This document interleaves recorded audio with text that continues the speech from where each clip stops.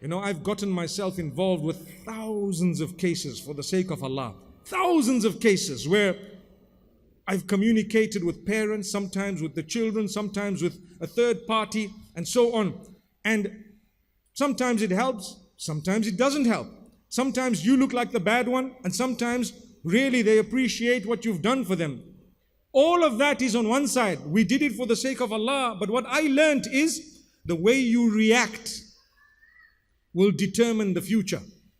So that hadith, and I will end with this, where the Prophet ﷺ says, if there is deen and khuluq, let it happen.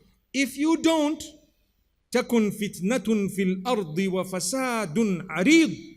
There's going to be lots of problems and issues and great fasad, chaos and corruption on earth, which means your life is going to be turned upside down.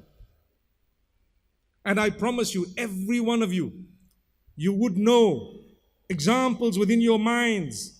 When I say every one of you, I mean it.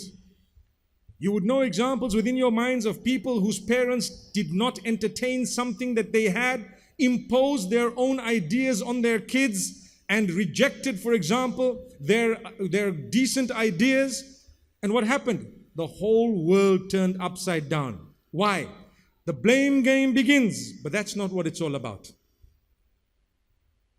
No problem is sorted out or solved by blaming people. It doesn't. You need to take responsibility. You need to say, you know what, I'm sorry. What I did was wrong. And I'm not saying that a specific party is wrong. It's different depending on each case. But what definitely is the case, whoever is wrong normally becomes arrogant. They become very arrogant and they become filled with ego. They don't want to admit, I was wrong. Whether you're a parent or a child, whatever your case is. But that will destroy us. Learn to clip that ego a little bit. Learn to admit, look, I was wrong. And in that way, we will be able to build our relationship.